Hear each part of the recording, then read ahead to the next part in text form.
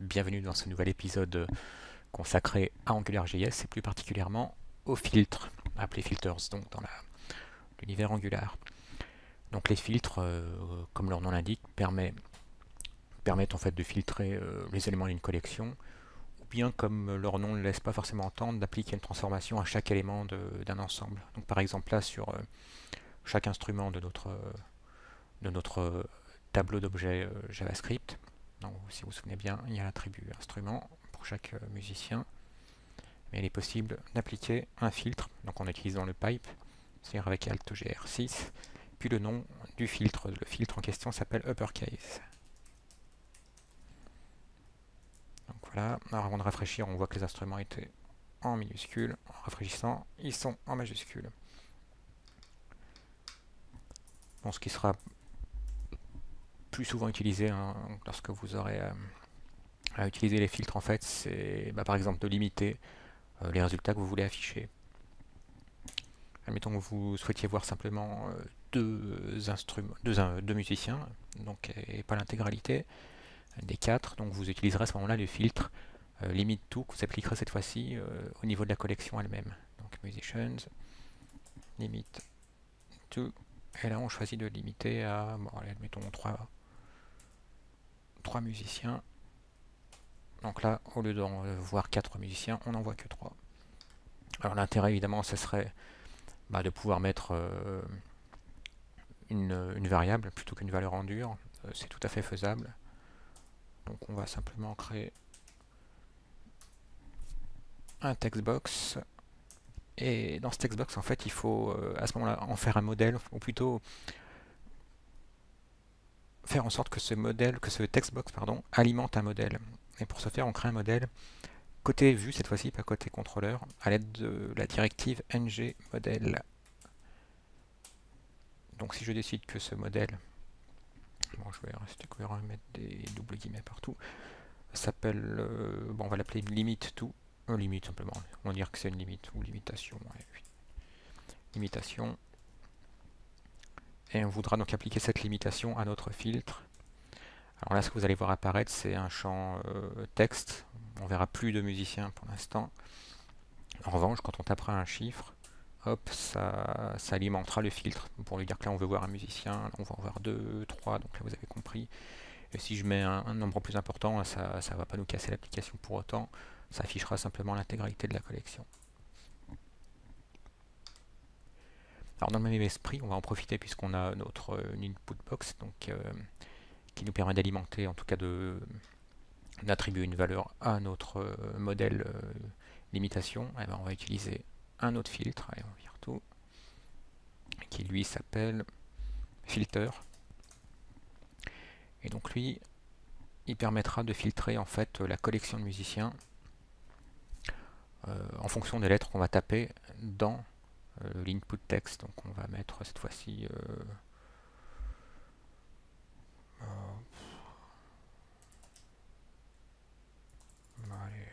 words ou letters, tiens. Hop, letters.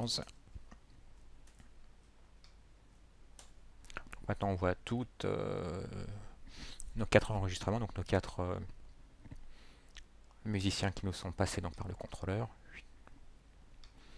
Et là en tapant par exemple J, maintenant on ne voit plus que les musiciens qui comportent la lettre J. Alors je dis bien qui comporte la lettre parce que si je tape M, alors vous seriez peut-être attendu à voir simplement Marcus Miller et Miles Davis. En fait on voit également Jimi Hendrix puisqu'il y a un M dans son nom. Donc là si on récapitule, on applique le filtre filter, on crée un modèle, cette fois-ci côté vue, donc à l'aide de la directive ngModel, qui nous permet de créer donc un modèle qui s'appelle letters, et qui est initialisé à l'aide des caractères qu'on tape en temps réel dans la vue. Et la valeur donc de notre modèle letters sert en fait de valeur au filtre. Donc ça c'est bien pratique. Et vous voyez quand même la quantité de code qui est économisée par rapport au fait que si vous avez dû vous-même récupérer la valeur à l'aide de get element by id ou via les sélecteurs jQuery, faire du two-way binding, ça devient aussi facile qu'avec Knockout.js par exemple, si vous connaissez cette librairie. Un autre filtre qui vous sera également très utile, c'est Order By, qui vous permettra, comme vous le devinez sans doute, de classer alphabétiquement ou inversement alphabétiquement les attributs de vos objets qui servent de modèle. Donc, alors là, il faut bien penser à mettre les guillemets simples, parce que sinon...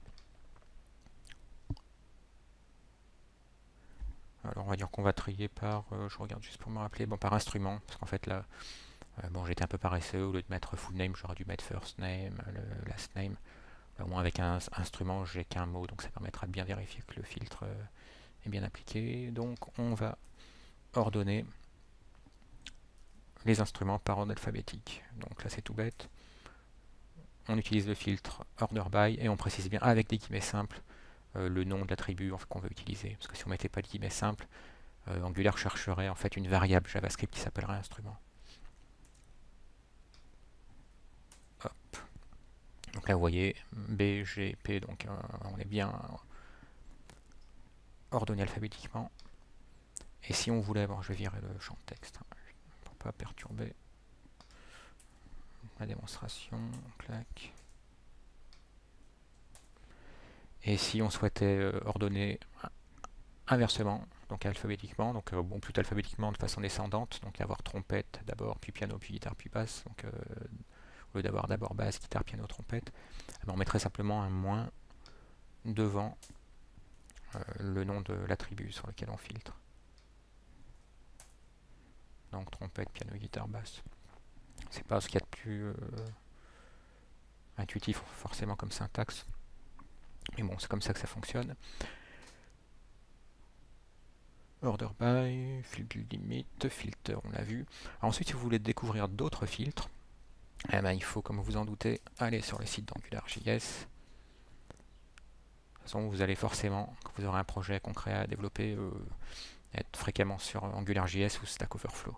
Donc développe, vous irez ensuite sur développe, puis sur API référence ou API référence. Voilà, là ça vous donne une petite idée de tout ce qu'il vous reste à voir. Mais bon, je vous rassure, pour créer une application Angular, on n'a pas besoin de connaître l'intégralité du framework non plus. Donc voilà, vous aurez une section, une rubrique consacrée aux filtres. Et donc ce qu'on a vu, donc les un peu moins intuitives à prendre en main soi-même, c'était limit to, order by. Donc la chose importante à garder à l'esprit. Ah oui, également, on peut chaîner donc des filtres.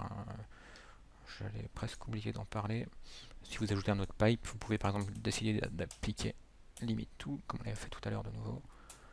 Voilà, cette fois-ci, ce sera non seulement ordonné alphabétiquement de façon descendante, et en plus vous aurez que les deux derniers. Donc vous voyez tout de suite qu'il y a des cas concrets où ça peut servir.